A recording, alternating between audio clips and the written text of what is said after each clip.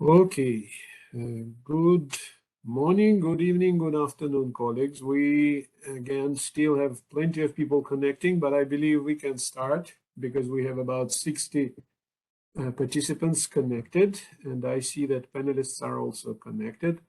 I'm Vladimir Tsirkunov, and I'm head of GFDRR, which is Global Facility for Disaster Reduction and Recovery program called HydroMet. And we have another event in 2022, panel discussion, which is a joint effort of GFDRR and Global Well Enterprise Forum. And this panel discussion is dedicated to something which is close to many of participants, I believe, and called From Models to Mangroves, using climate information to design effective nature-based solutions. So it's a joint effort of two programs of GFDRR. One is HydroMet, which I lead, and another is nature-based solution, which Brendan Youngman is leading. So our program today will be split in three parts. First, will be pre-recorded interview of one is, I mentioned already, Brendan, and the other one is that interview will be followed by panelists. So 6 panelists whom you hopefully can see now. Tanya, could you please show the panel with panelists images? Yeah, that's our excellent lists, which you can see on the screen. Will not represent everybody now because and that final point will be traditional questions.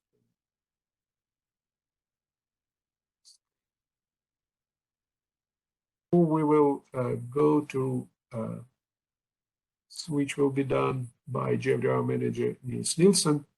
I, with regret, should inform you that moderator was replaced. Unfortunately, Anna Maria Bogdanova and David Rogers, our lead consultant, and well-known expert in HydroMet, will be moderating this session.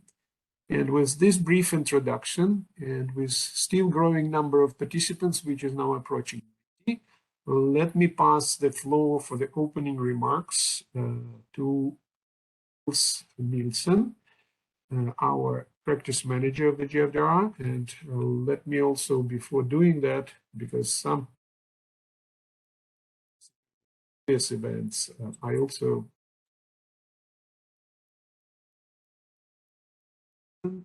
is a Danish national. Niels joined the bank in 2006 as a junior professional officer in the Middle East and North Africa. Since then, he had several positions in disaster risk management in Latin America and regions, including most recently as lead disaster risk management specialist and global lead for resilience and disaster risk management. He holds a MS in political science from the University of Aarhus, Denmark. Niels, please, floor is yours. Thanks, Vladimir. On my line here, you were a bit in and out, so I'm not sure if it was my line or the fabulous World Bank connection that you are working under. But if it's my line, that means that you probably only will hear every bit of what I'm saying. Anyway, I'm calling in from Tokyo. It's a bit late here. It's a bit unfortunate because both of the two sort of technical topics we're covering today are very important to GFDRR, and I personally find both super exciting. So I think you're in for hopefully what could be very interesting hour and a half. I'm not sure I'll be able to stay awake for the whole thing, and it has nothing to do with the content, but more with my sort of jet lag from arriving yesterday and haven't been able to sleep in a reasonable way for a few days. But I did promise Vladimir that I would say a few things from a more institutional GFDRR and World Bank point of view. So I guess, first of all, a warm welcome to all of you who have logged on. I see we have about 90 people connected, which of course means that there's a good deal of interest around the topics that we're going to cover today. Vladimir already mentioned that this is a joint event between the GFDRR and the Global Weather Enterprise Forum panel. It's in fact the second such event we're doing with the Global Weather Enterprise Forum this year. The forum itself aims to describe how hydromet services address today's societal priorities, including decarbonization, sustainable growth, and strengthening resilience in natural hazards. And today in particular, we will talk about the last few bits of that long sentence. This topic is important, as I said, to me. I find it very interesting professionally, but it's also very important institutionally to the World Bank. As some of you probably know, certainly the World Bankers among you, we are in fact the largest multilateral provider of climate finance for development countries, and our financing has increased significantly over the last several years. We've recently made an institutional commitment in our current climate action plan to make 50% of our climate finance related to climate adaptation. The Global Facility for Disaster Reduction and Recovery, also referred to as GFDRR, which is a unit within the World Bank that I manage and a donor partnership. We exist to help low and middle income countries understand and reduce their vulnerabilities to natural hazards and climate change. And the roundtable that you are attending today will focus on these two elements coming together, basically on how weather, water, and climate information support nature-based, or the definition and implementation of nature-based solutions for the purpose of reducing flood and drought risk. So it's quite a mouthful. It's sort of a lot of exciting and good things from two different professional worlds that has a potential to come together to create a very interesting impact. Floods and droughts and landslides, as most of you would imagine know, if you follow anything in climate science, are ever increasing. They are some of the main challenges for development today. We are increasingly hearing from the countries where we're working and seeing from our work on the ground that past solutions to manage water focused, that has mainly focused on grey infrastructure, is not enough. There is a need and certainly an opportunity to bring in other solutions. That's partly what's driving the nature-based solutions work that we've been supporting for years now. We are trying at a global facility at GFDRR to respond to some of these challenges by emphasizing green investments, for instance, through catchment restoration, supporting nature-based coastal protection, and working with ecosystems in urban settings as well. Beside the value and risk reduction of this type of approaches, there are other social and economic opportunities that are produced, generated, and other biological benefits that, of course, derive from restoring habitats and possibly helping on the biodiversity front as well.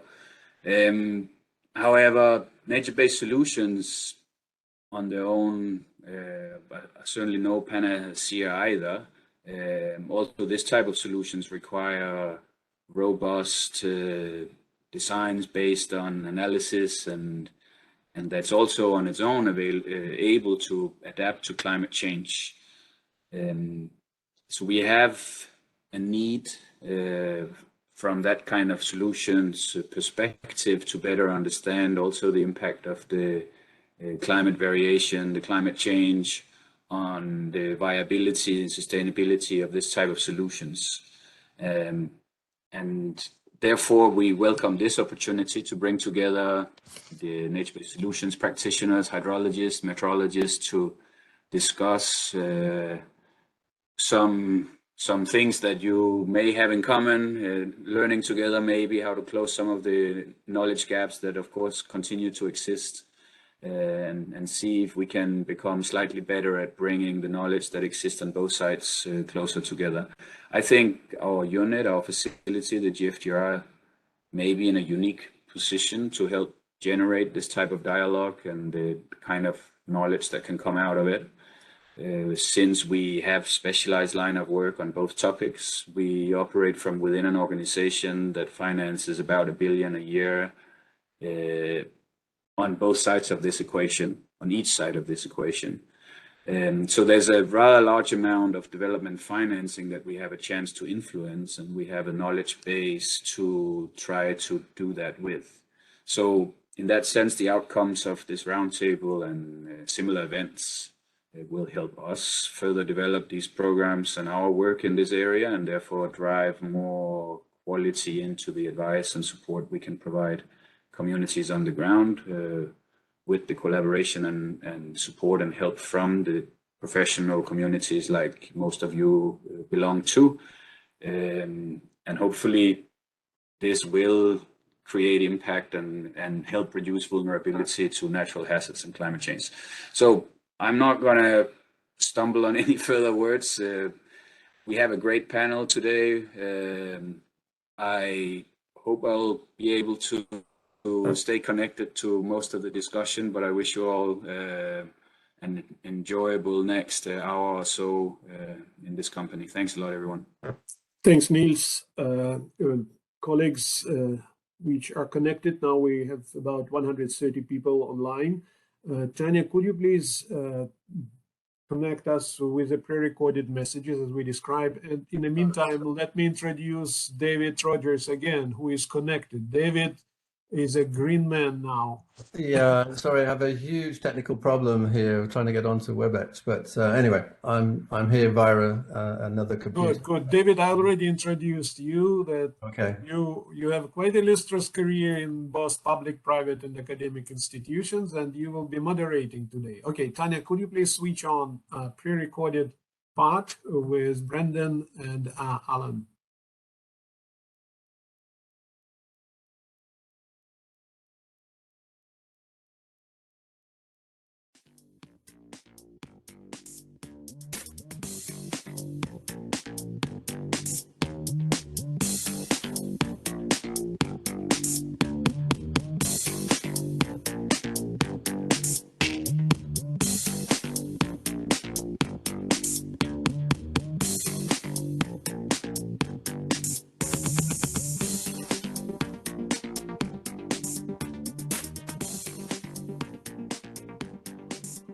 Countries all over the world are facing increasingly complex challenges due to climate change, such as more frequent disasters, water and food insecurity, and the loss of natural resources and biodiversity.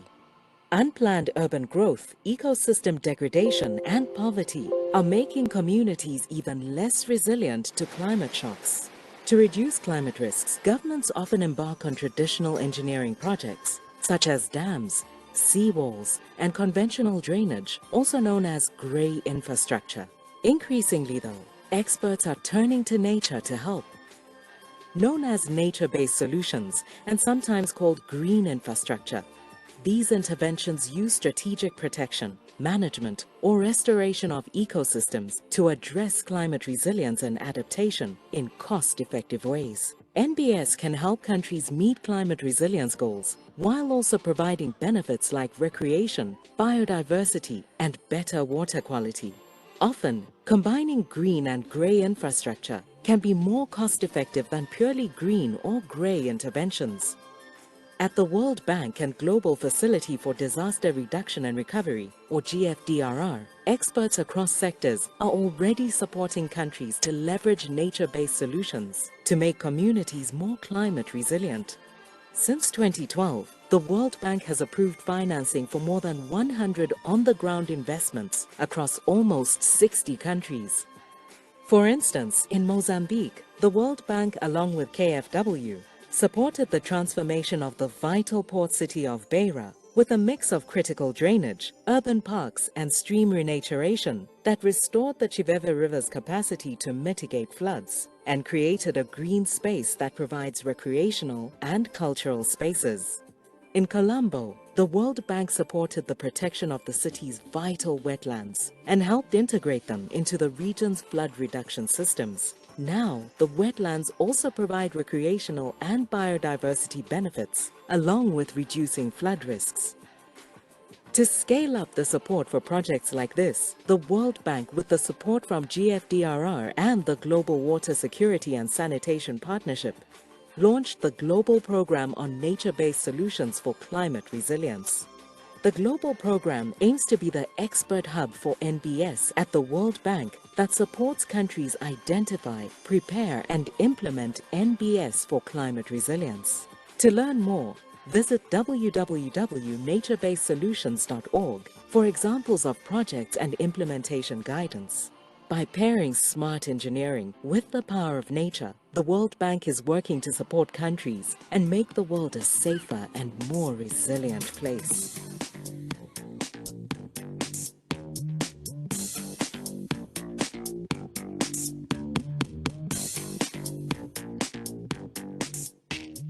Today, I'm talking to Brandon Youngman, a senior disaster risk management specialist at the World Bank's Global Facility for Disaster Reduction and Recovery, who leads the Global Program on Nature-Based Solution for Climate Resilience.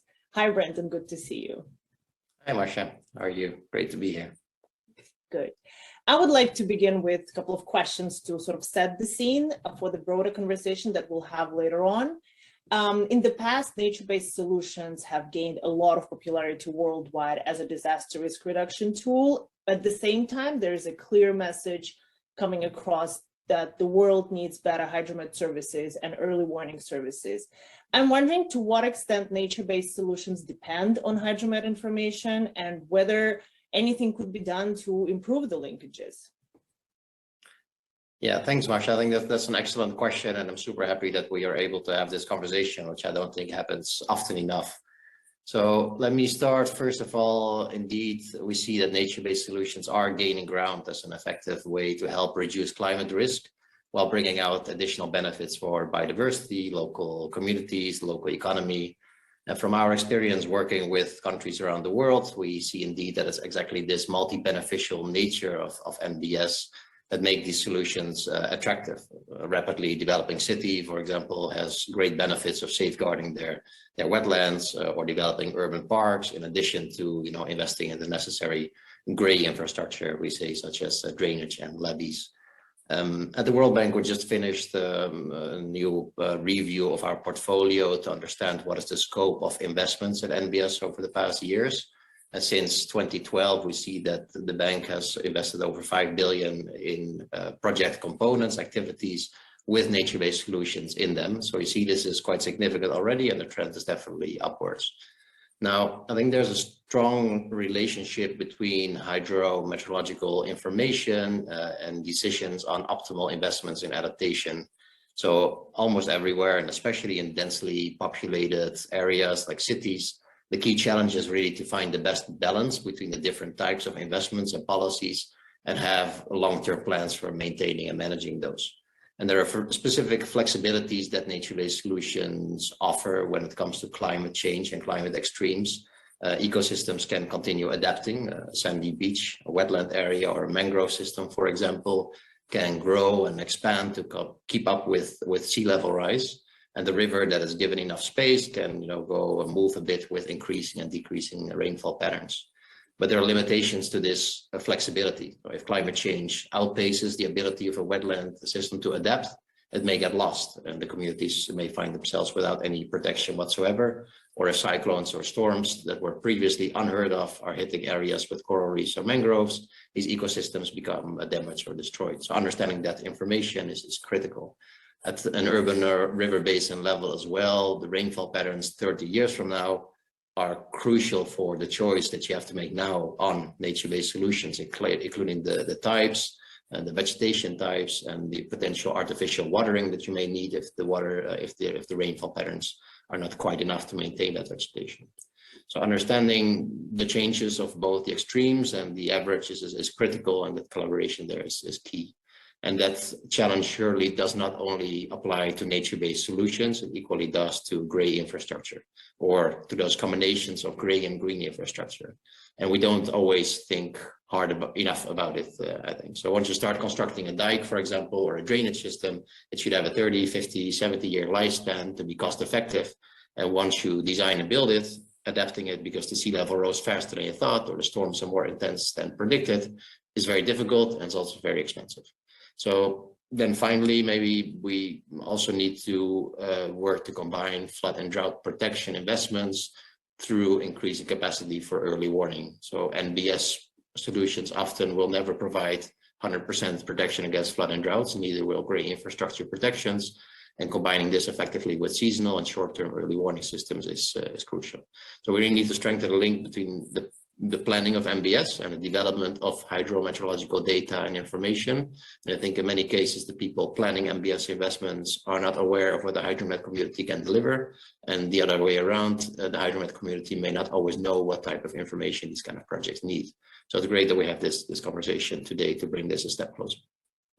Yeah, this is very interesting. So I hear that in this mix of opportunities and challenges, you also have to kind of to lay the path for some strategic decisions for the countries. And following up on that and reflecting a little bit on realities that the World Bank's Hydromet program is facing, I wanted to ask you the following. So there is an overall agreement that society and the global economy needs, let's say, better hydromet and early warning services. However, it is quite challenging to convince financial decision makers sometimes to invest more in this area of public services. What has been your experience with nature-based solutions? Why should countries invest in nature-based solution in this context of the new decarbonized economy, for example?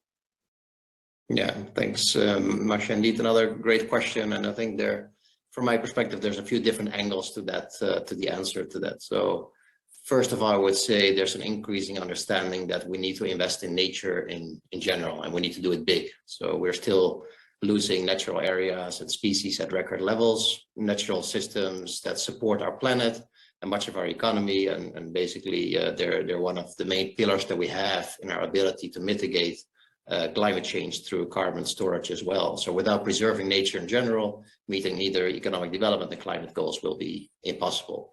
Now, when it comes to nature-based solutions for climate resilience specifically, the story is a bit more nuanced, a bit more complex. And what every country, and indeed every individual city, every individual project needs to do is take into account the entire range of benefits when deciding on climate adaptation investments. Now, I'm from the Netherlands myself, and I know that physical protection offered by these climate adaptation interventions is the most important thing. So my own country would be underwater if we just let nature go its course. So we do need that gray infrastructure. And the key is not to look only at the physical protection levels when looking at financing and the need for financing in NBS, but also take into account the benefits for the environment, the local communities, job creation, recreation, fisheries. And that's where really we see that the combination of green and gray and often nature-based solutions by themselves come out on top and are an interesting investment to make in Beira, Mozambique, for example, where the World Bank and the government of Germany jointly financed the creation of one of Africa's largest park with a dedicated flood management function. You can really see this firsthand, where this park does not only provide protection of the city against flooding, but it's a vibrant new center of the city, providing children and families with a place to relax, to play, host weddings, other socioeconomic activities. And the tidal system is home to fish, crabs, and birds. And when you walk there, it's easy to imagine how only investing in hard riverbank protection would have missed out on creating all of those benefits, also economic benefits, while probably spending an equivalent amount of money that you would. Having said that, securing financing of any public investment is a challenge. It's true for Hydromet, and it's certainly also true for NBS. And there's a global shortfall in investments in adaptation and in general, which is also includes the nature-based solution. I think one opportunity that we have with NBS is that it can be integrated in general infrastructure urban planning, urban adaptation investments. So when securing financing for a highway, consider including NBS interventions as part of that to prevent flood and landslide risk. When investing in urban planning and flood control, we can work with the private sector and available public financing streams to include NBS interventions alongside investments in infrastructure, drainage, and housing. And that way we can bring out more investment in NBS. Now, finally, there are a few new financing approaches that are becoming significant for NBS and a potential good opportunity. Carbon offsets, when done well, could bring private sector financing towards NBS. And so can innovative system things like blue bonds, green bonds, and coastal flood insurance solutions that can help pay for ecosystem protection, where these ecosystems are providing this climate resilience function to the coast. But there's still a lot of work to do to scale these solutions in a good way. So overall, I think we're quite early still in the implementation of NBS, and more successful and well-documented examples are definitely needed. More effort, data, and financing is needed, but I do think we're on the right path, and while working to address, several other environmental issues, we can strengthen the adaptation to climate change through NBS. Great, thank you. I think you gave us a lot of excellent points for follow-up discussion, and thanks for showing this path from investing in the public goods and how it has the influence on people's life. Thank you very much. Thank you, Masha. Let me introduce you to our next guest, Alan Jenkins. Alan is Deputy Director of the UK Centre for Ecology and Hydrology, and until recently was also the Science Director. Among his many other roles, he is Chair of the UK Committee for National and International Hydrology, Head of the UK Delegation to the UNESCO International Hydrology Programme, and Hydrological Advisor to the UK Government with the World Meteorological Organization. Alan, welcome. As you know, in the Global Weather Enterprise Forum, we like to explore the linkages between hydromet services and other areas, especially in the context of the new decarbonized world. And one of the topics that is very prominent these days is nature-based solutions and the role they play in disaster risk reduction. Hydromet services also play a significant role in disaster risk management and reduction. How closely do you think nature-based solutions are linked to hydromet services, and whether anything should be done to make these linkages even stronger? Yeah, a big question to start with, I think. Let me just start by saying that nature-based solutions are obvious solutions. They're good in so many ways. And I don't need to go through why they're good. I'm sure everybody understands they're good for biodiversity, they're good for carbon sequestration, they're not engineered solutions, so on and so on. But it seems to me that we simply don't have enough information at the moment at our fingertips to make an assessment as to what kind of nature-based solution we should be aiming at. And in particular, we are often lacking hydromet information. And I say that because, and of course I may be biased because I'm a hydrologist, but if we think about the natural system, the biogeochemistry, the chemistry itself, the biology, the physics, it's all driven by water. And unless you have an understanding of how that system works and what the feedbacks are, there's a great danger that in trying to engineer a nature-based solution, to try to impose a nature-based solution, which is not a fully natural solution, let's say, it's a nature-based solution, it's absolutely imperative in the longer term that you fully understand that system that you're manipulating, that it does the job you want it to do, but more importantly, that it doesn't cause problems in other areas. And without appropriate information to describe what's going on in terms of water, it's really tricky to design those solutions, and you're flying a little bit blind. And therefore, while I think the popularity of NBS for risk reduction, disaster risk reduction and so on worldwide is good, I think we're still flying a little bit blind. And the more of these systems we can get in place, and the more that we can get experience from, the better position we'll be in. But I don't think scientifically we understand the systems well enough in all situations. And that's maybe a bad thing with regard to getting this methodology adopted. So that's my feeling. I'm just in broad terms, I don't think we have enough information. We particularly don't have enough information on the hydromet and how water moves through and drives these systems. And because of that, I have a nervousness that we're putting together the right solutions in the right places. Thank you. Yeah, I hear you on the challenges of applying of nature-based solutions. Though, if I hear you correctly as well, there is a case made to why countries should be applying nature-based solution in a smart way. And similarly, there is a demand for better hydromet and early warning services. And yet, when it comes to funding, it is very often a challenge to get decision makers to prioritize areas like weather and climate services.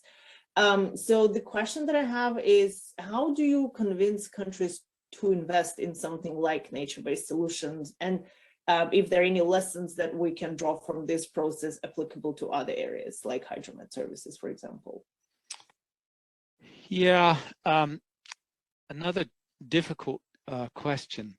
And I think there are a number of reasons why it's difficult to get policymakers and funders to engage with nature-based solutions.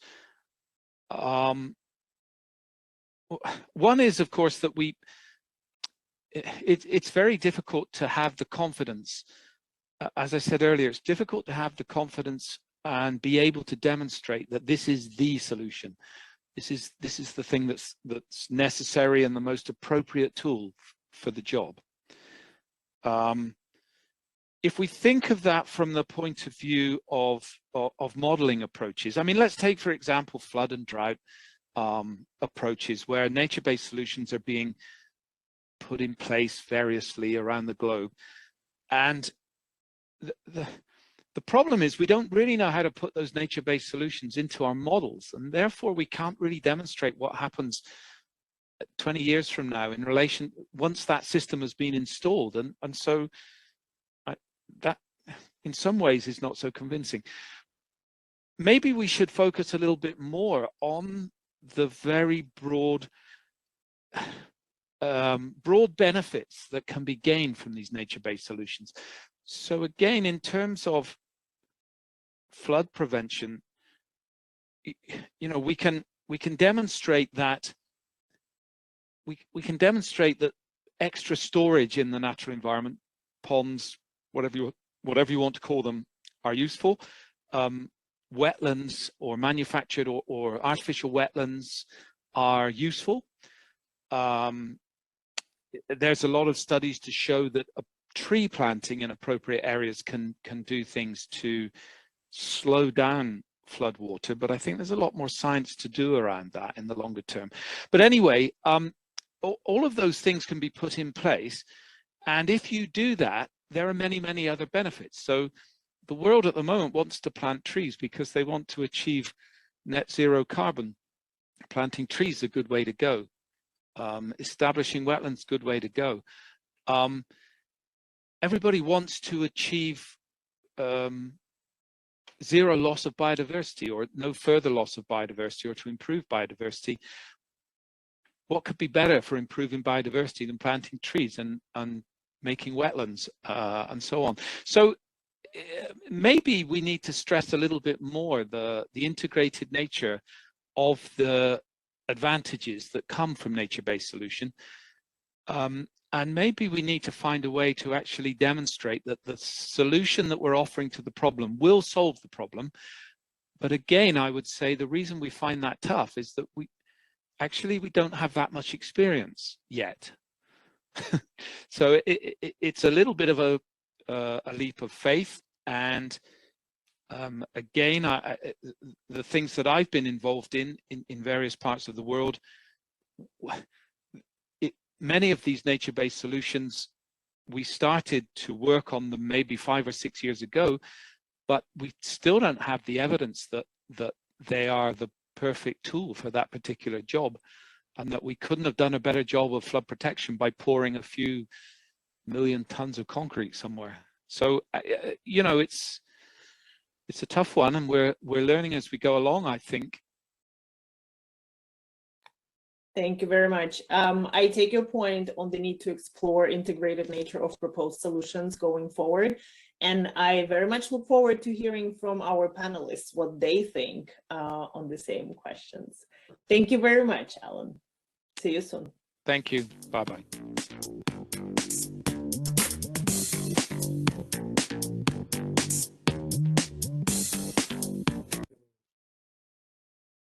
Thank you, Tatiana, for switching off, and thanks for our two panelists who were presented by Anna Maria. Let me briefly present four other panelists.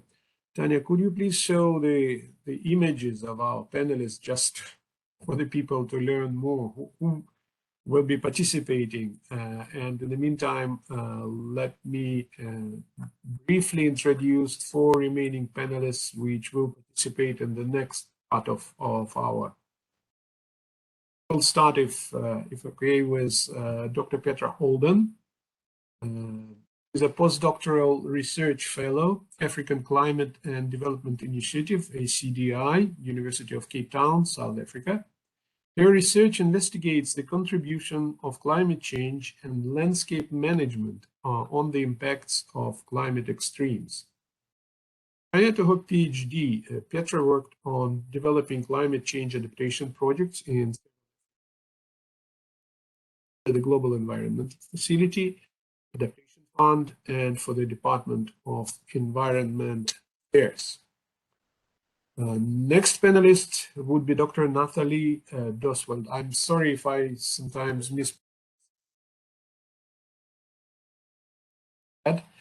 And Nathalie is a senior policy advisor on ecosystem-based disaster risk reduction, disasters and conflict branch, UNEP. Nathalie has been working for over a decade in international nature conservation, providing technical expertise and research to inform policy and decision-making processes. She holds a PhD in ecology, specializing in impacts of climate change on biodiversity. Nathalie now works to upscale ecosystem-based disaster risk reduction to increase people's resilience to disaster and climate impacts. Next panelist is Dr. Breji van Wiesenbeek. Again, my apologies, who is a proper mispronunciation. She is a senior researcher and advisor of Deltares. Breji is an expert on ecosystem assessment and ecological data analysis. The last 5 years, she has been working on projects where ecosystem services are used to obtain goals in water management. Currently, she coordinates Deltares marketing and research activities for building with nature or eco-engineering. She is also responsible for implementing these innovative approaches for water management into the daily work of the Dutch government. Final participant is Professor Michael Beck, who is AXA Chair in Coastal Resilience in the Institute of Marine Scientists at the University of California, Santa Cruz. Mike served for 20 years as lead marine scientist at the Nature Conservancy. He has advised government agencies in the US, Germany, UK, many other countries. And he has collaborated with the World Bank, AXA, Excel, Munich Re, Swiss Re, again, it's a long list. And Mike has authored more than 90 peer-reviewed scientific papers and numerous other publications. He has been Fulbright Fellow and Pew Marine Conservation Fellow. With that, we panelists and we'll pass the floor to our moderator, today's moderator, David Rogers. David. Hi, thank you very much, and I'm sorry for my technical issues. I'd like to just start by, we want to reflect on the two interviews that we've just watched. And as we've seen, basically, the NBS is not entirely a panacea. Actually, as Neil said, it's not a panacea, but we hope our discussion today will actually help us in a way, refine the scale and scope of potential solutions using NBS. And actually, as Brendan had suggested in his interview, maybe the hybrid approaches and how hydrological, meteorological information requirements can support long-term sustainability of these solutions. And what I'd like to do is, in fact, in the order in which Vladimir introduced you, I'd like to start with Petra for your reflections on Brendan and Alan's comments. Over to you, Petra. Hi, can you hear me, David? Yes, perfectly well. Okay, great. Yeah, so some really interesting input from both interviewees, and I agree with the need that we need to start focusing on how we can talk about NBS within a broader portfolio of drought and flood risk adaptation strategies. And the reason we need to do this is because if we want to think about how can we invest in nature-based solutions, how can we motivate countries, that both public and private sectors, to invest in nature-based solutions for their various broad spectrum of benefits that they can provide, we need to start talking about sustainable investments, because it's not just about reducing carbon emissions. We need to build resilience, and we need to ensure that there's a just transition for the most vulnerable to climate change and those most affected by climate action, so including affected by nature-based solutions. And we need to start making this look attractive in terms of returns on investment, both financial and non-financial. And to do this, we need the right type of evidence and in the right format in order to promote investors to invest in NBS, but as part of a sustainable investment.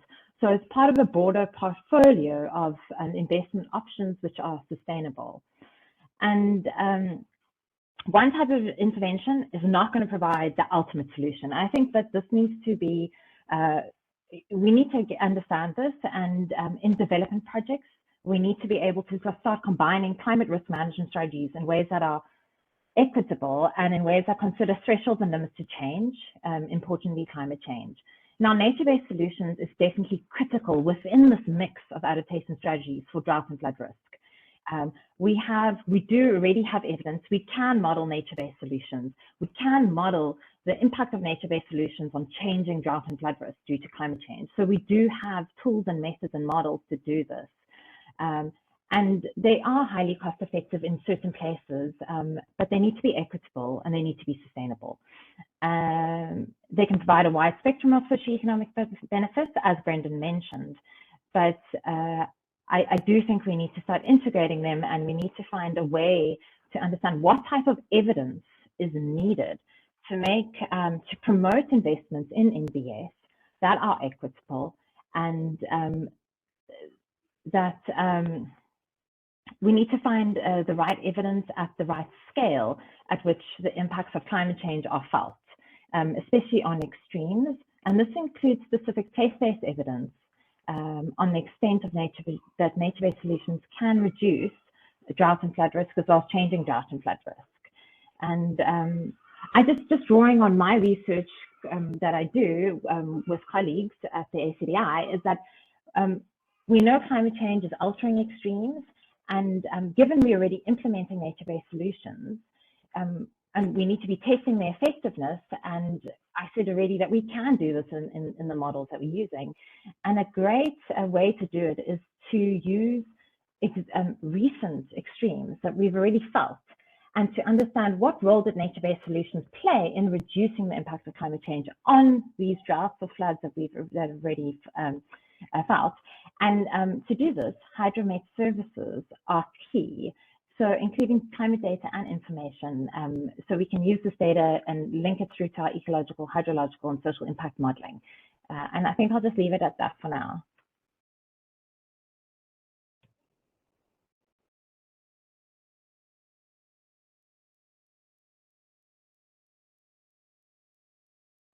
David, I'm sorry, I'm not much of a moderator today.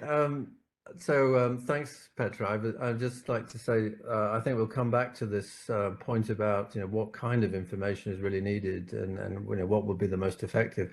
I'd like to now ask Natalie for her reflections.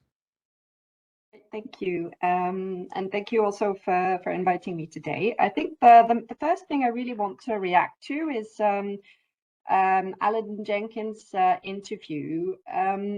And I think it's really important to come back to what do we mean by nature-based solutions? Because when I was listening to Alan speak, he seemed to imply that nature-based solutions were something that we might make. And that like an artificial wetland, like a sustainable drainage system. And that is one part of nature-based solutions, but it's not all. The definition of nature-based solutions, the one by the United Nations Environment Assembly, which is very close to the IUCN definitions, is that nature-based solutions are actions to protect, conserve, restore, sustainably use, and manage natural or modified terrestrial, freshwater, coastal, and marine ecosystems, which address social, economic, and environmental challenges effectively and adaptively, while simultaneously providing human well-being, ecosystem services, and resilience and biodiversity benefits. So I guess for me, what really I think is important to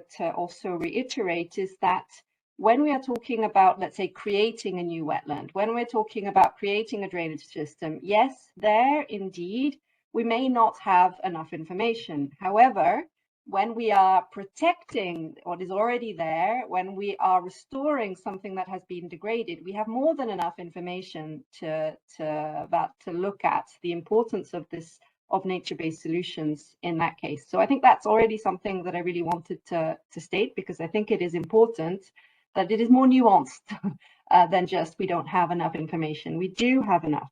Now, when it comes to the hydrometeorological data, I totally agree on what Petra was saying. And also, even if we're thinking about natural ecosystems that are out there, climate change is going to impact natural ecosystems.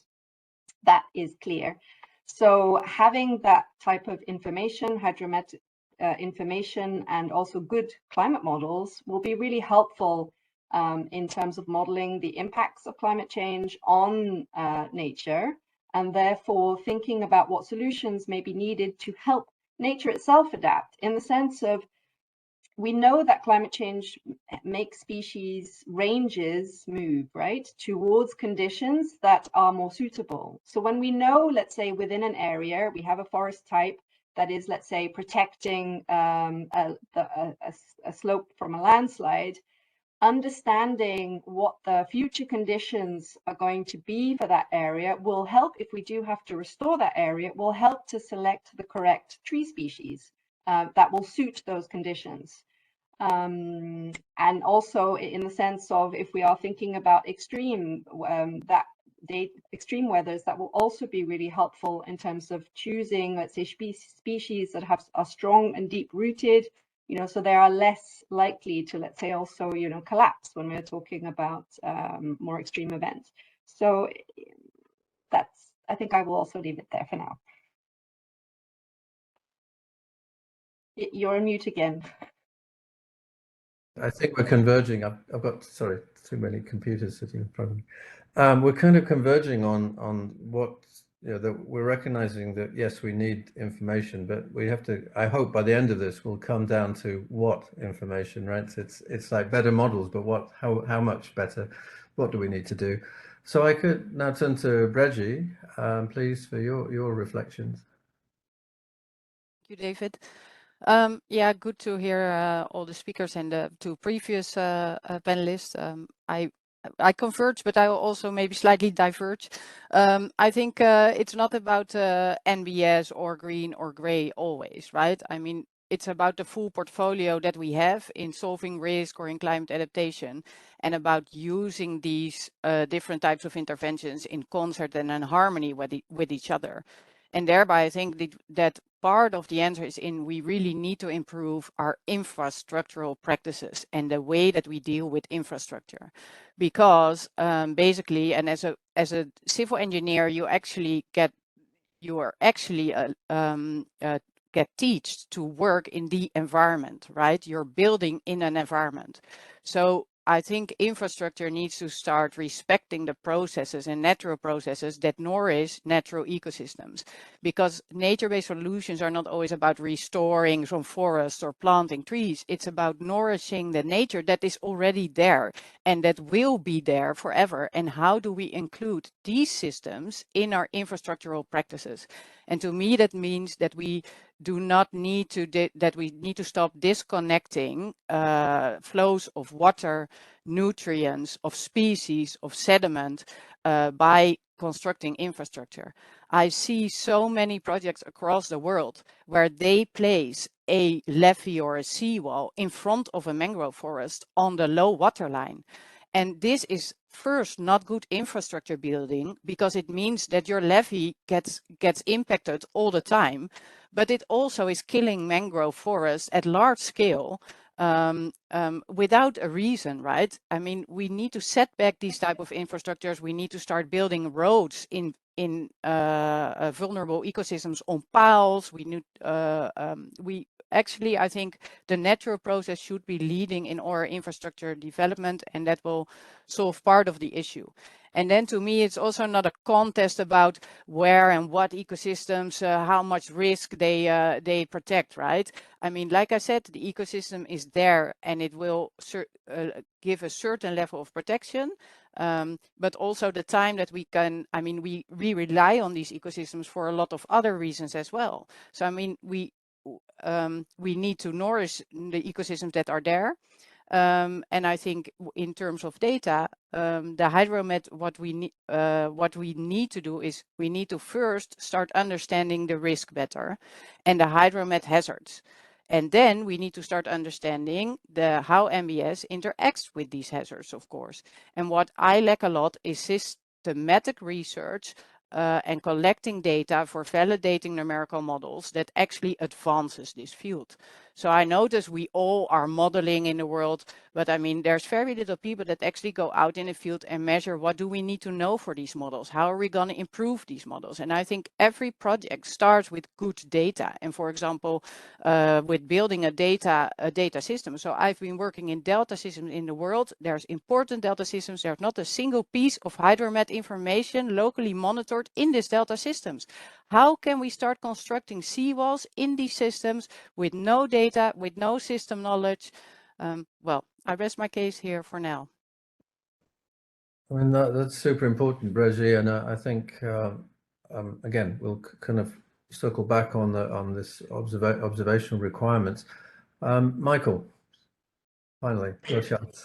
Yep, thanks. Appreciate the opportunity to be here and take part in the discussion. Very excited that the bank has increased its commitment technically and financially to nature-based solutions. And I'll again, like Breccia, offer a little bit of similarity and then a few differences between some of the panel points here. First, we actually do know a lot about mangroves and their coastal protection and restoration. Yes, we are still learning all the time. But we're doing these kinds of restorations at very large scales around the world. Using hydromet data, we do know that flood risk in general is increasing. And with the World Bank, we were able to show that even despite losses of mangroves, their wealth to nations for flood protection has been increasing in recent decades. So we've lost about 4% of mangroves globally in recent decades, but their wealth to nations for coastal protection has more than doubled to nearly $500 billion.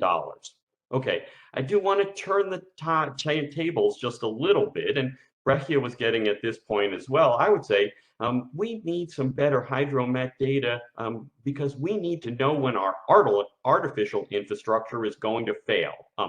We're in an environment where wave energy is increasing. We talk about increases in sea level all the time now and what risks that we may face from that, but we're not talking about the kinds of impacts that are likely really important to coastal infrastructure. That is increasing wave energy overall and changing wave direction, which is going to decrease the life of coastal infrastructure. And we are very critically going to need to help people manage that flood risk. And we ought to rely a bit more on solutions that have managed to exist on our coastlines for many, many millennia. Thanks.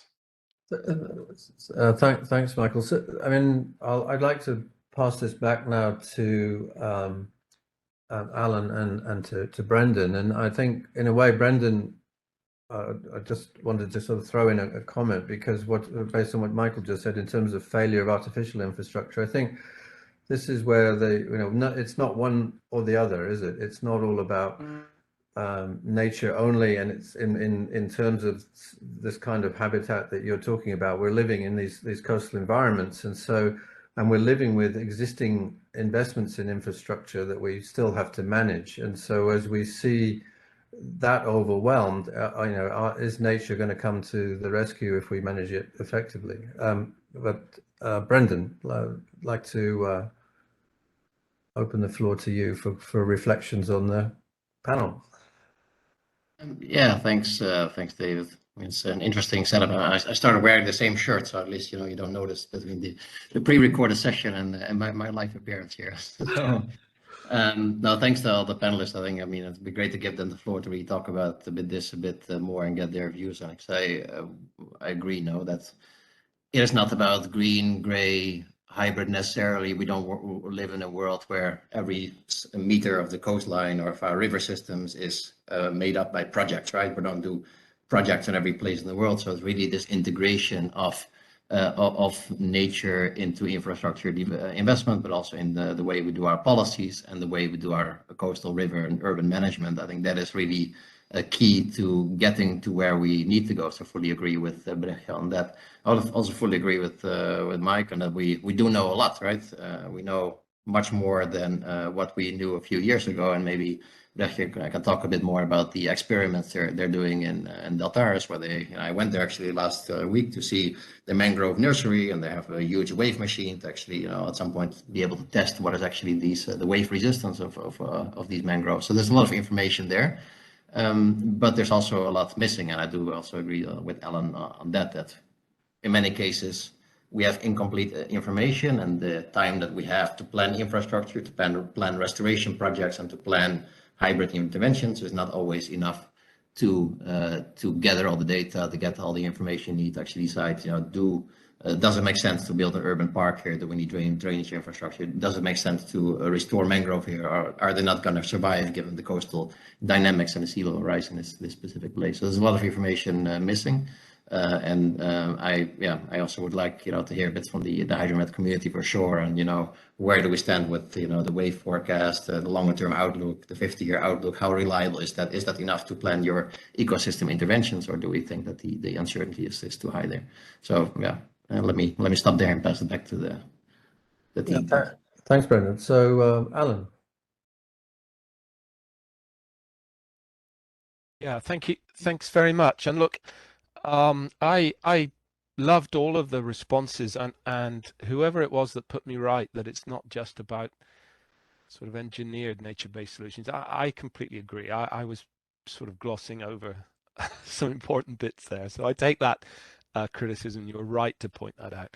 And look, I really do agree that in terms of hydromet, better understanding of the risk and hazard and improving our models in that respect, absolutely fundamentally required. And whoever, maybe all of you made the point about the fact that nature-based solutions must be seen as a part of a portfolio of measures. That's absolutely imperative.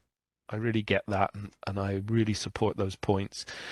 I guess the maybe just one extra thing to say then is that Brendan just mentioned the fact that maybe we have to accept some, I think he was saying we have to accept some uncertainty. So when we plan these projects or when we decide on the solution, even if we don't know exactly what protection it's going to afford, whether because we don't have enough data or we don't understand the system, as long as we're honest about trying to assess that uncertainty, then I think that's important.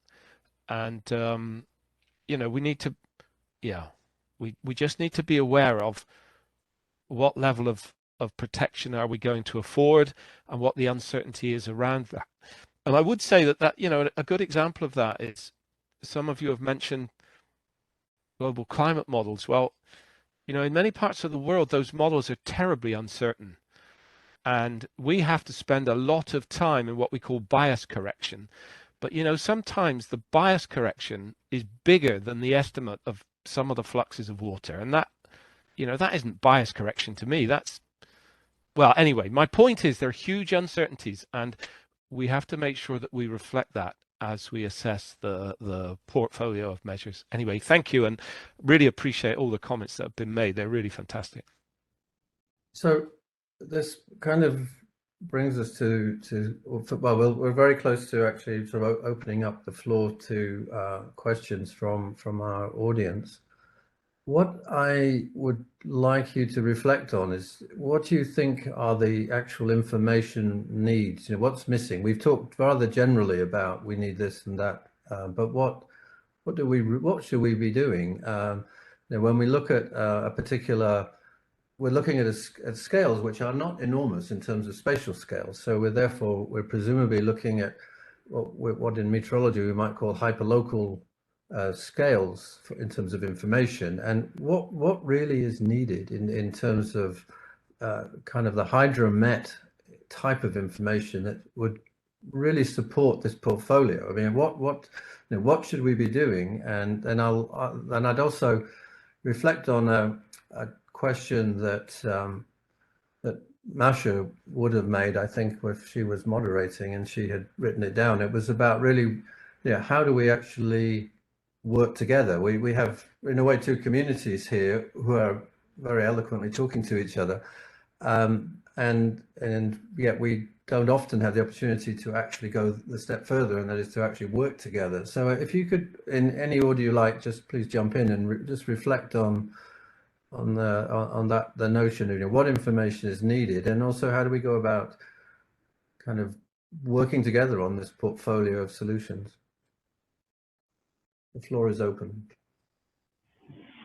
I'm happy to go first. Yes, Petra, go ahead. Okay.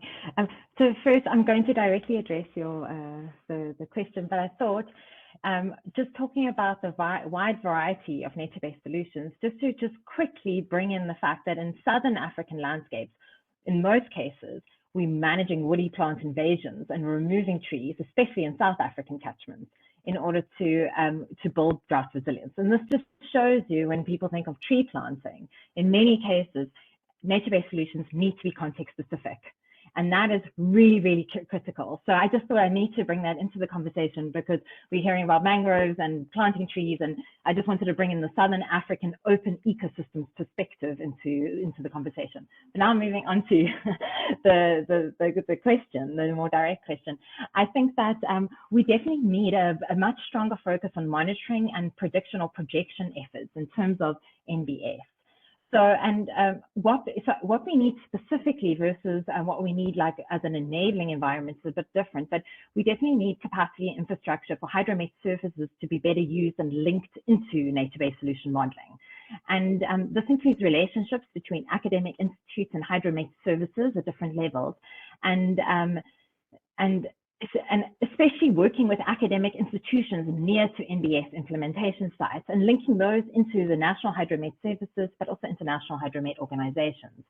So now more specifically what we need, I agree with one of the panelists where we definitely need more field-based, experimental, but also long-term data collection and field-based information. So we need sustainable field-based and remote sensing methods, but that we can bundle together using like data assimilation techniques to upscale monitoring and prediction efforts of NBS. So we need more instrumentation. And I know this would differ depending on where you're from. So the UK has a lot more instrumentation on the ground than, for example, South Africa or other Southern African countries. And the reason we need this is because we need well-validated models, and in my case, like process-based models, we need well-validated models. And for this, you need hydrological and ecological long-term experimental field data, so going into the field, and especially in areas critical for ecosystem services. So basic monitoring equipment, and for Southern Africa, especially rainfall measurements in high altitude locations, and understanding the dynamics of various aquifer systems. in some of the mountains I work, we don't really know much about the aquifer systems, and that's really important. Then I just want to make one last point. Although we lack effective field-based hydromet instrumentation and associated long-term measurements depending on where you're from, we also need to find new ways to reduce the amount of climate change data and information that is around that we need to use in our impact models. So thinking about smart ways to do sensitivity testing and using climate scenarios and stress testing to reduce the number of simulations and data required to make decisions that are grounded in science. So we need to also use a similar approach when we're dealing with the complexity of our own impact models. And essentially, this brings me to the question of what level details is actually needed to inform equitable and sustainable management decisions around NBS, but that's still grounded in robust science. Thanks, Petra. Anyone else? David, Yes. I would like to respond. Please. I think we did this global modeling of NBS across global coastlines. And what struck me is that hydromet data is actually in pretty good shape. There's a lot, and the developments are extremely rapid right now. So we have global surge models, there's global tidal models, they're extended with typhoons, there's global wave databases, right? There's global hydrological models, and basically their predictions are not the part where there's most uncertainty. The uncertainty for us is, if we talk NBS, is in elevation data. All this hydromet data and all runs on a topography, and we don't know anything about this topography, and especially when there's vegetation, it's really hard to estimate where is the bed level.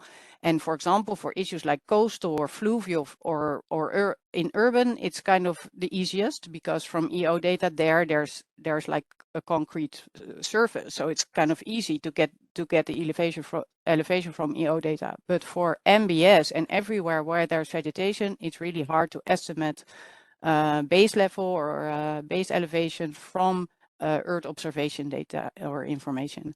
So what you need there is local LiDAR and investing in, so especially for coastal areas that are partly underwater, that are underwater part of the time, this elevation data is missing, and that makes the difference between whether something floods or not, because the mistake in the data is now exactly this difference about flooding or non-flooding.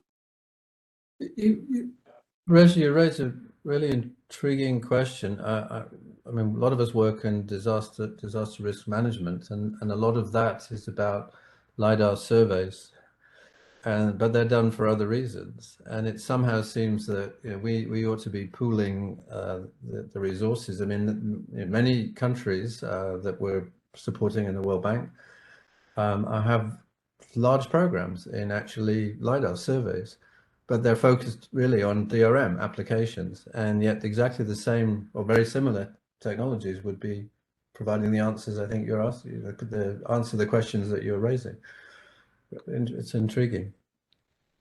So if I could jump in here, I would say that I mostly agree with Brechia here, which is to say that indeed, if you're trying to assess, and I think mostly about coastal flood risk, and if you're trying to and erosion, and if you're trying to assess these, yes, understanding topography is critical. But over the past 10 plus years, I would say we've made a lot of advancements there. Yes, we still need better topography data in a lot of places.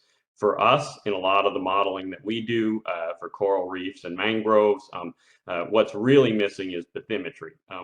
So the quality of the bathymetry data is usually an order of magnitude less or more or worse than what we know about topography, and is increasingly becoming the most limiting data that we have.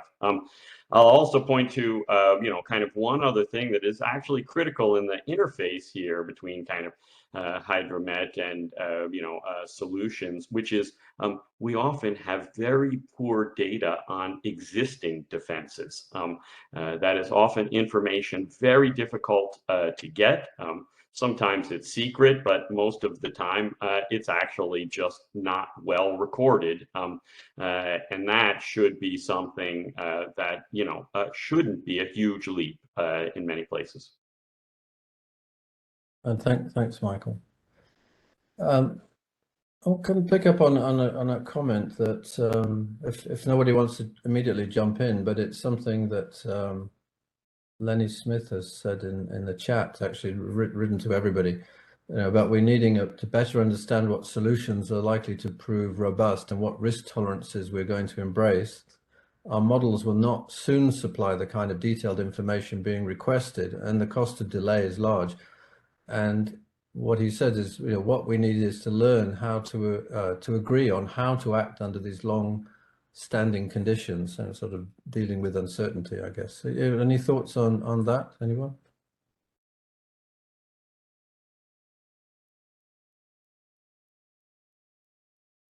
I mean, I think one thing that I'd like to add is, a lot of the risk that we are now experiencing is due to the changes in the landscape that we, have undertaken.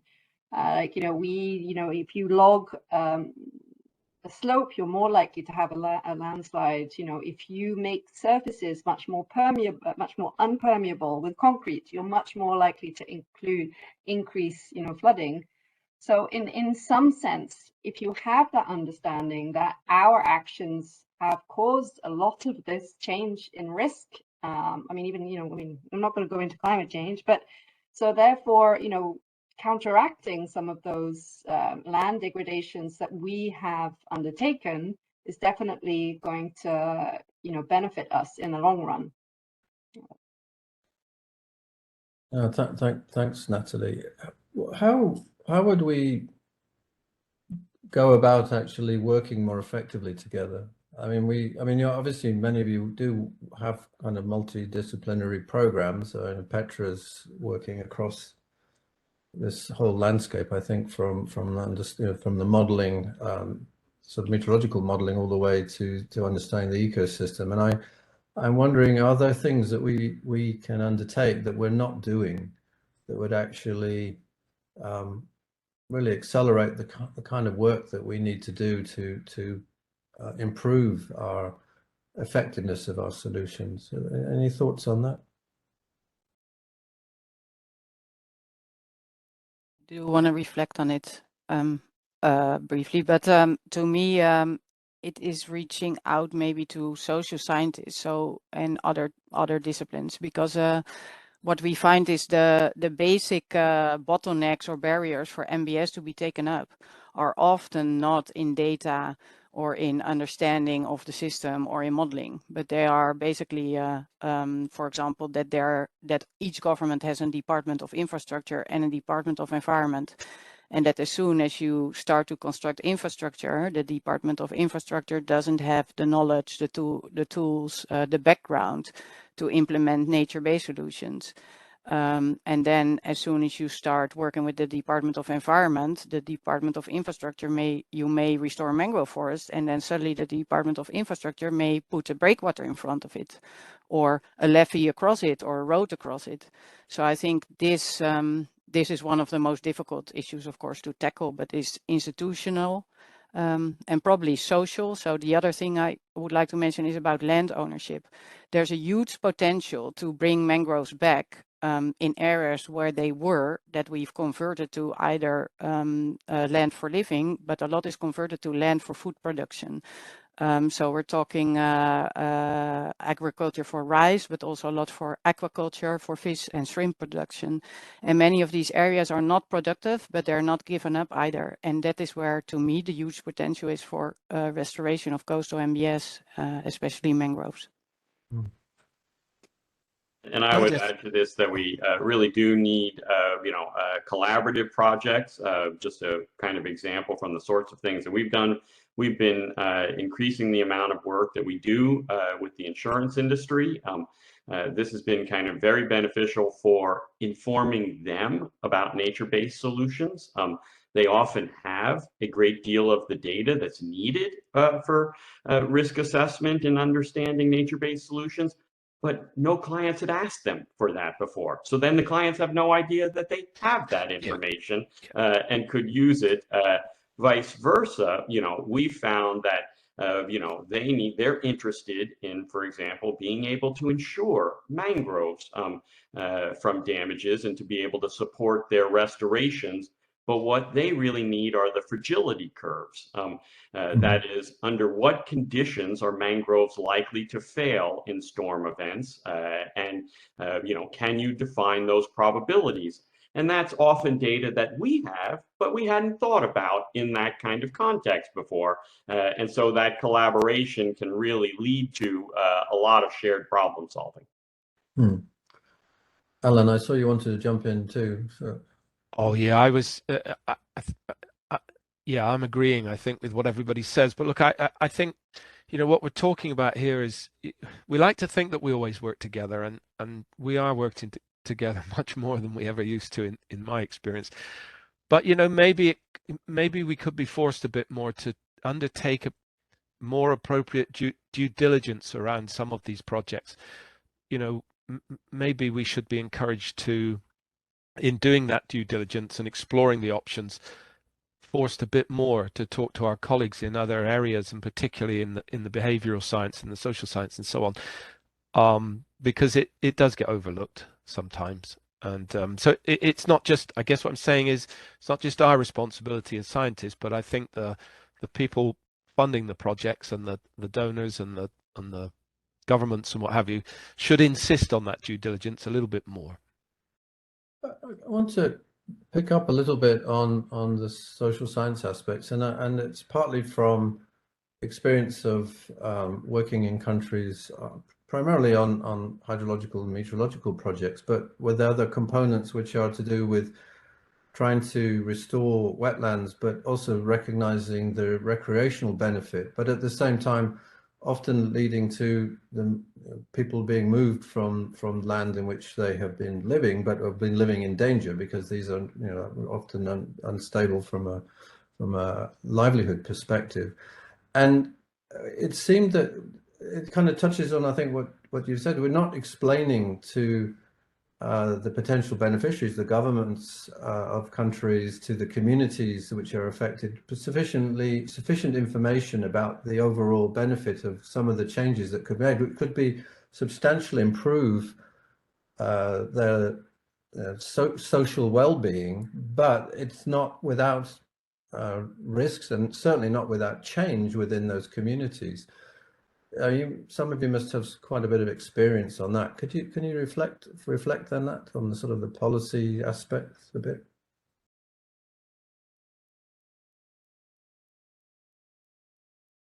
I can reflect. Yeah, I mean, I think it is really important when you are, as you say, that link with the communities who are, let's say, the closest to the nature-based solutions. Sometimes, even if you explain to them in a rational manner that this is going to improve their lives, change is always difficult.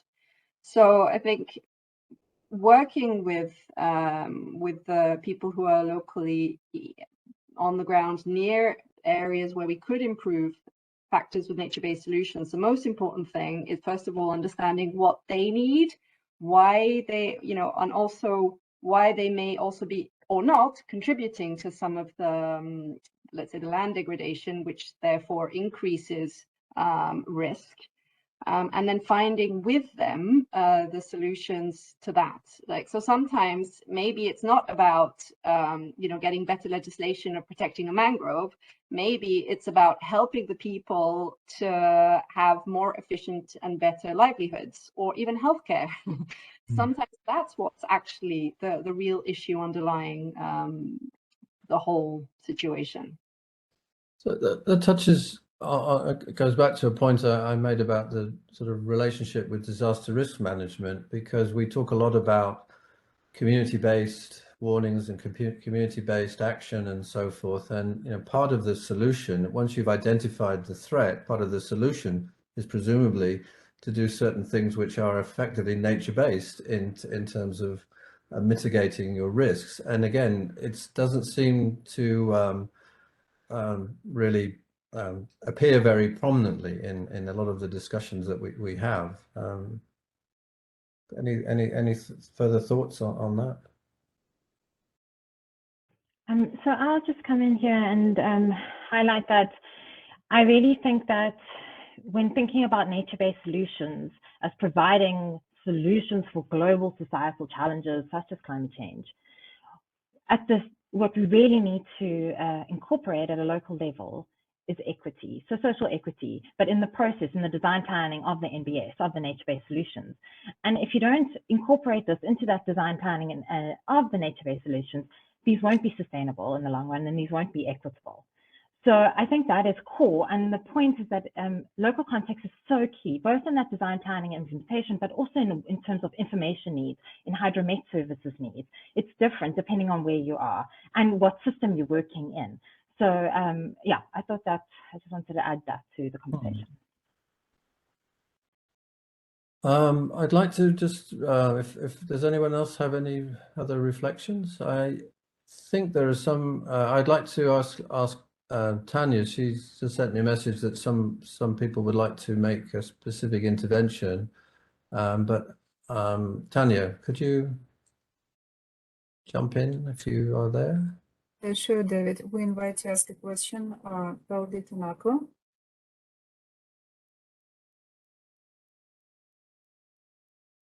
Valdi, you're welcome to ask your question, please.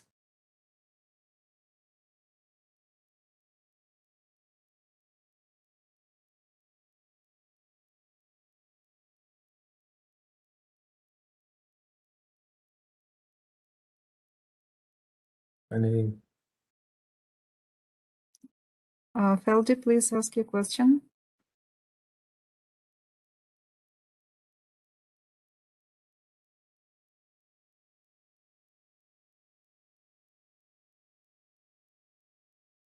Okay, let's proceed, and we will be back to Valdi a bit later. Okay, thank you. I think, well, we're getting kind of close to wrapping up, but I wanted to ask you another sort of question. Again, it comes back to how we bring the different communities together, and are we structuring our existing projects in the right way? I mean, are there ways of actually bringing in the social scientists, bringing in the hydrologists, meteorologists into programs? And is it a research topic, or is it something that's an operational activity that could be undertaken? And for example, I would like to just direct this to Brendan first. I mean, if we have a lot of World Bank projects on nature-based solutions, as we saw at the beginning, are there ways, do you think, of, given that we actually have programs in hydrometeorology, climate change and so forth, are there ways of really trying to couple those within the World Bank as an exemplar of how to go about this? Yes, I think that's a good question, and because I was gonna, if no one else wants to ask a question, I did want to follow up with, especially Brechtje and Mike, from the technical perspective now on what is actually missing. Because I'm actually hearing, what we know that's missing is the policy, like the dedication to the integration, the maintenance and operations, and doing this in a structured way, integrating it into investment operations. But from discussion, it's still not fully clear to me, like what is actually the gap in our hydrometeorological understanding for doing this NBS sustainably, and do we indeed have all the information that we need to say, well, we can plant mangrove here, and given the wave climate in 30 years time, from what we know from the data, we know enough to actually say that we should be doing mangrove restoration here. So I think there's still, I would still like to hear a little bit more. And do we indeed have all that data? Do we have all that understanding, or is there something that is still missing there that we should be doing on a project level, or at the national level, or at the global level? I think at the project level, we often struggle with not having enough time for preparation and analysis. And I think what we should be doing is starting early, having these people in the same room, right? Having the people that know about flood modeling, hydrological modeling, bathymetry data, having them in the same room with people who understand the local ecosystem and how these ecosystems behave, be it the wetland, be it the river system, be it the mangrove system. And people who understand, infrastructure investment and the complementarities between these ecosystems and the natural and the man-made infrastructure, basically.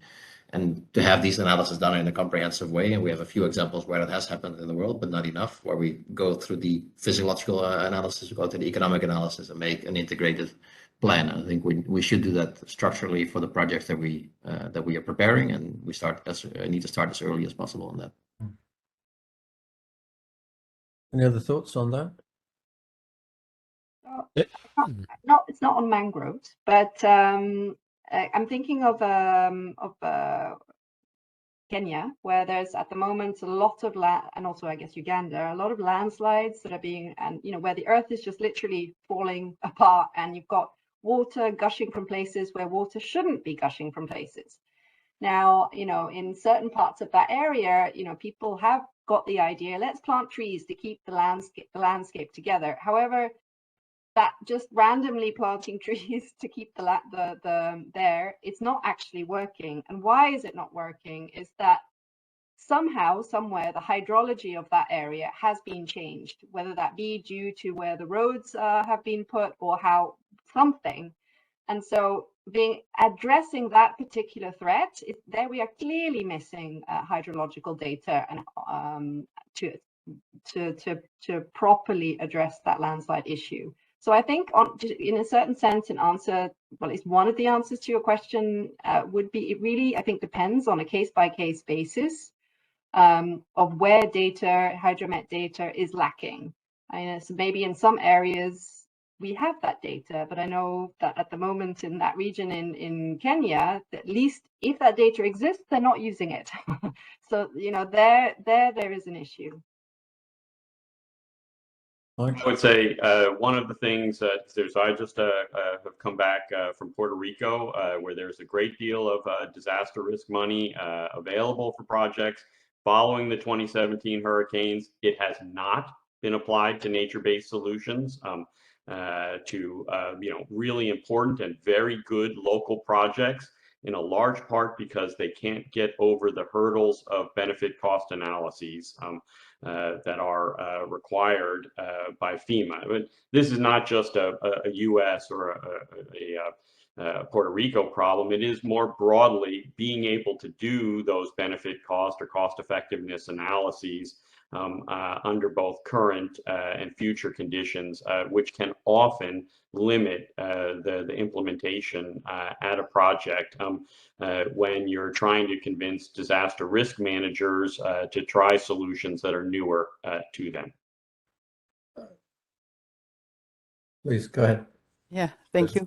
Yeah, I would like to react on that too. I think to Brandon's question, I think with respect to data, we know a lot and we can actually do a lot only from global data. And we can advise based on global data, what would be possible here, what kind of ecosystems you probably find there, what are the dynamics of coastlines, what are the river dynamics in this area. But it's like a stepwise approach, right? I mean, then we can run models, but without local data, the models, we cannot validate them. So we often do model predictions without validation. So in the end, to me, it's about we need to make these steps, but to improve our global data, to improve the global data that we have, we do need to go on the ground and start validating cases that we do. And there's, to me, two challenges there that will also that one is upstream downstream connection. We often look so small scale, but what happens on your coast is really linked to what happens in your river and who is doing a dam upstream or who is doing mining activities on sediment loads. There's very little data on sediment loads, and it determines what happens if your coastline is growing or eroding. Groundwater system, very important, should always be taken into consideration. We often do not know from global data if this coastline is stable or whether it's subsiding. And large groundwater extraction always leads to subsiding areas. And it's something we need to be in the field to assess. So I think you need to do all these steps. And then finally, one thing I think is extremely important, it was already said by either Petra or Natalie, but it's about field experimentation. And I think for nature-based solutions, but also for normal infrastructure, we need to be able to fail. And it means we cannot do things, implement things, and then run away. We need to implement something, monitor it, evaluate it, and then be able to adapt, because we're not always sure what we're doing. And then if we all run away, it will always fail. So we need longer term projects and allowing these projects to fail and learn from failures. And I think as a society, we do not like failures, and we're actually not learning from it. And then we lose a large opportunity to learn. Roger, I think I'm going to say that was the last word. Thank you very much. And I'd like to hand I personally would like to thank you all for a really stimulating discussion and hand back to Vladimir and to Brendan to wrap up. But this was very interesting. If you have the chance, have a look through the chat. There are a couple of questions. I think there's one on insurance that Mike actually had sort of answered in an earlier intervention. But if you have the opportunity, please kind of just reflect to the person asking the question. Thank you very much. Vladimir, Brendan, over to you. And then first you and then me if you want to, or vice opposite, whatever you want. Thanks, Vladimir. I think I said enough just to say, I mean, at least it's really great to see an actual panel discussion, because I've been in so many of these remote ones, and usually we all, you know, people say their talking points, and then we all agree, and then say goodbye, and everyone is happy. But it's you know, nice to see an actual discussion with people disagreeing and people thinking there's enough information, some saying we don't know anything, and probably the truth is somewhere, you know, in the middle. So it's really nice to see this discussion from the policy, hydrometeorological, and the DRM and perspectives. A lot of areas, I think, to tag on for further discussion and potentially for some joint work with some of us around the table. So let's stay in touch and let's not make this a one-time discussion. Thanks. Absolutely, I would agree to that. And from my standpoint of course, which is biased, I was spending some 15 years of my life recently looking at one side, and I knew that a nature-based solution is more complicated. But this illuminating discussion, and thanks for all panelists, showed me that level of complexity which we face is smaller than if we look around and look at this adjacent area. But what is clear that, of course, there is no golden bullet, and many people discussed complexities here, lack of this, lack of that. But what also been useful to learn, that's reference to how to reduce risk, and that's where we, I believe, should work together as two communities. What are those protocols or that due diligence, which also was mentioned? How to minimize that exposure to this risk, and what would be that minimum package of data which we can provide jointly to minimize that risk. And that is still to come in our future discussion. But overall, very illuminating discussion. I'm very happy to be part of it for the future, and looking forward for our communication. Thanks again for everybody. And David, thanks for your moderating, and Tanya, thanks for your participation. We had from more than 200 participants. Now still 80 something are surviving despite 1.5 hours of this discussion. So that's also a good sign. Thank you so much. And we will be back, I guess. As Schwarzenegger said, I will be back. Okay. All the best and have a good rest of your day. Bye-bye.